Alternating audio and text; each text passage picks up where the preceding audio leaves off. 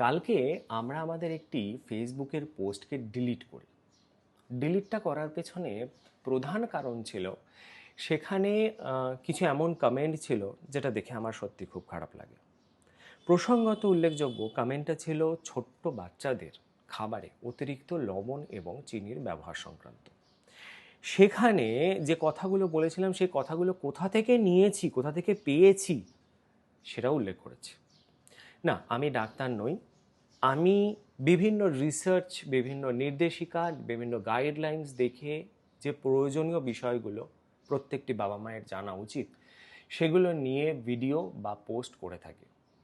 আমাদের ইউটিউব চ্যানেলে প্রায় 4,72,000 মতন সাবস্ক্রাইবার আছে যারা রেগুলারলি ভিডিও দেখেন, এবং সেখানেও আমরা রেগুলারলি ভিডিও একটা নির্দিষ্ট ইন্টারভ্যালে ভিডিও দিয়ে থাকি, যেগুলো প্রত্যেকটা রিসার্চ এবং এই বিভিন্ন রেকমেন্ডেশন বেসড হয়ে থাকে। ফেসবুকে আমার সেরকম রেগুলার ভিডিও দেওয়া সম্ভব হয় না, সময় পাই না, মাঝে মধ্যে পোস্ট করি, ভিডিও দেওয়ার চেষ্টা করছি এবার। এখন কালকের এই পোস্টটাতে কিছু কমেন্ট ছিল যেটাতে আমার খুবই খারাপ লাগে। না, আমরা কিন্তু শুধুমাত্র পোস্ট দেব, কন্টেন্ট ক্রিয়েট করব সেই জন্য পোস্ট দিচ্ছি সেটা কিন্তু নয়। প্রয়োজনীয়, প্রাসঙ্গিক, রিসার্চ ব্যাকড এবং বিভিন্ন রেকমেন্ডেশনে যে কথাগুলো উঠে এসছে সেগুলো। এমন নয় যে একজন কেউ রেকমেন্ড করলো, একজন কেউ কথা বললো, একটা ভিডিওতেই কথাটা শোনা গেছে, সেটা আমি আমার ভিডিওতে নিয়ে চলে এলাম, সেটা নয়। বিভিন্ন নির্দেশিকা অনুযায়ী সেটা করে থাকি। এখন এই যে কালকের যে পোস্টটা ছিল, যেখানে প্রধান ছিল যে 2 বছর বয়স অবধি বাচ্চাদের খাবারে আলাদা করে নুন এবং চিনি দেওয়া উচিত নয়, সে কথাটা আমি লিখেছিলাম। সেটা মানুষ একটু অন্যরকমভাবে নিয়েছে, বেশ অনেক কিছু লিখেছে যেটা আমার খারাপ লেগেছে, যার জন্য আমি ভিডিওটা ডিলিট করেছি। কিন্তু ওই কথাগুলো কেন লিখেছি সেটা এখন আপনাদেরকে ডিটেলসে বলি। প্রথম যে রিসার্চটার ওপরে নির্ভর করে এই কথাগুলো লিখেছি সেটা হচ্ছে ইউনিভার্সিটি অফ সাদার্ন ক্যালিফোর্নিয়া, 2024 সালে প্রকাশিত হয়। সেখানে বলছে জীবনের প্রথম 1000 দিন, প্রেগনেন্সির 270 দিন, 9 মাস, আর 365 করে 2 বছর যদি অ্যাড করেন তাহলে দেখবেন 1000 দিন আসে।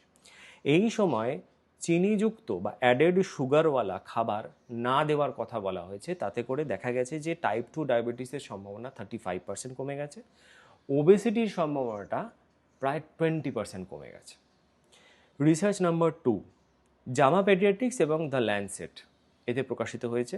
2024 অব্দি আপডেটেড ডেটা নিয়ে, একটা এক্সটেন্সিভ ডেটা নিয়ে অ্যানালাইসিস করা হয়, যেখানে পাওয়া যায় যে অতিরিক্ত লবণ যদি শৈশবকাল থেকে অভ্যেস করানো হয় তাহলে সেটা হাইপারটেনশন এবং কার্ডিওভাস্কুলার ডিজিজ বা হৃদরোগের সমস্যা বাড়িয়ে দেয়, এমনকি পরবর্তীকালে জাঙ্ক ফুড খাওয়ার প্রতি যে আসক্তি সেটাও তৈরি করে দেয়।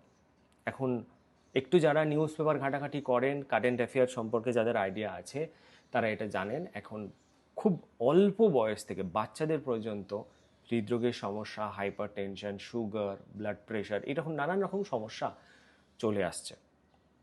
3 নম্বর যে নির্দেশিকার উপর আমি নির্ভর করি সেটা হচ্ছে WHO একটা গাইডলাইন্স, বিশ্ব স্বাস্থ্য সংস্থা।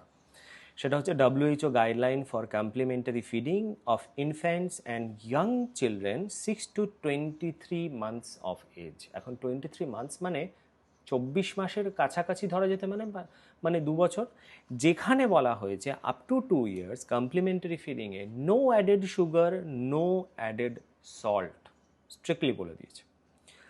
4 নম্বর, ICMR বা Indian council of medical research, যাদের ন্যাশনাল ইনস্টিটিউট অফ নিউট্রিশন বা NINA 2024 সালে একটা রেকমেন্ডেশনে বলা হয়েছে যে up to 1 year daily 1 gram sodium প্রয়োজন। আমরা যে সল্টটা নিই সেই সল্টের মধ্যে NaCl থাকে, আর আমি শুধু সোডিয়ামের কথা বলছি, যেটাকে আমরা ভেবে নিই নুনটাই সোডিয়ামের আসল উৎস।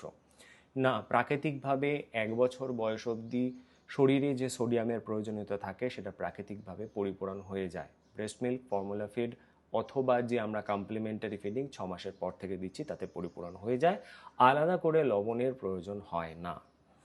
আপ টু 2 ইয়ার্স এড়িয়ে চলার জন্যেও রেকমেন্ড করা হয়েছে এখান থেকে।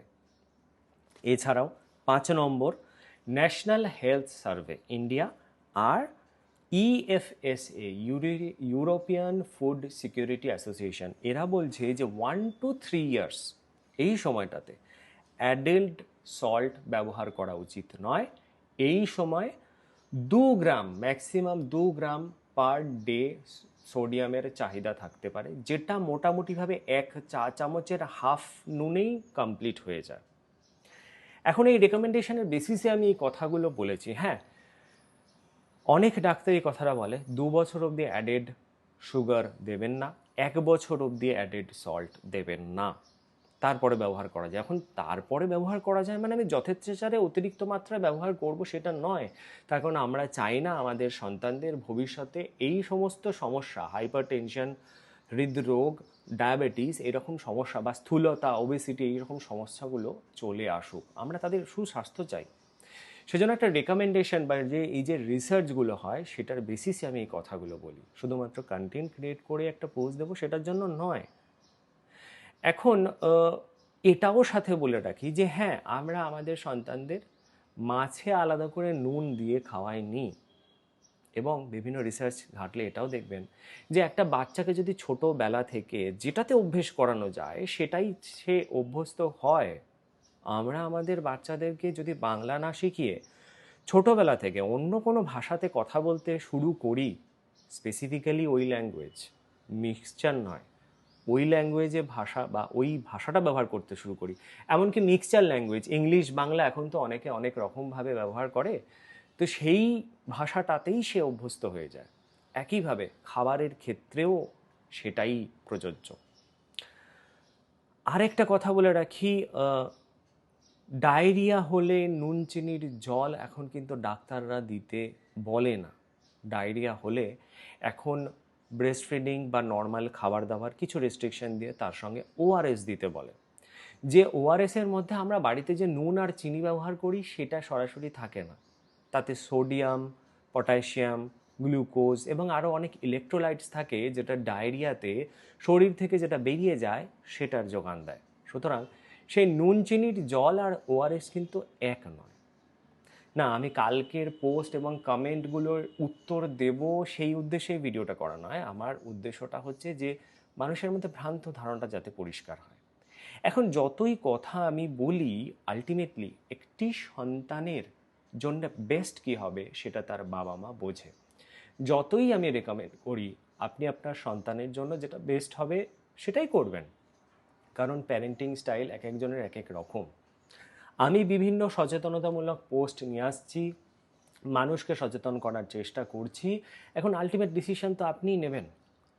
ডাক্তার তো অনেক কথা বলে না, কিন্তু সেগুলো কি আমরা যাচাই করে বা খুঁজে দেখি? পরে গিয়ে যখন সমস্যাটা হয় তখন গিয়ে জানতে পারি আপনি এরকম দিয়েছিলেন সেই জন্যই সমস্যাটা হয়েছে, বা এরকম হয়েছিল সেই জন্যই সমস্যাটা হয়েছে। অথচ যদি একটু সতর্ক থাকতাম তাহলে হয়ে যেত না। এটা ডাক্তারের দোষ নয়, এটা আপনারও দোষ নয়।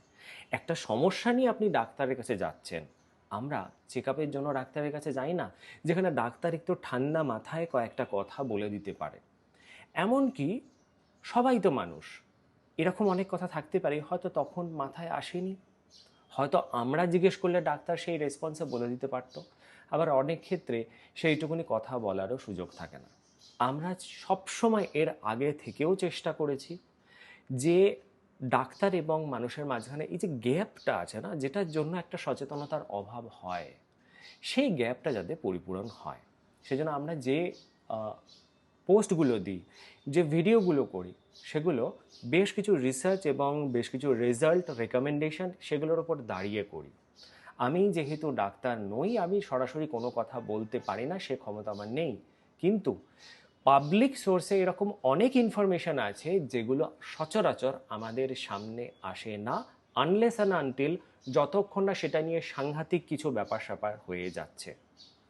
এই যে ওআরএস বলতে আমরা যেটা ব্যবহার করতাম সেটা যে আসল ওআরএস নয়, সেটা এত দিনেও কিন্তু আমাদের জানা ছিল না।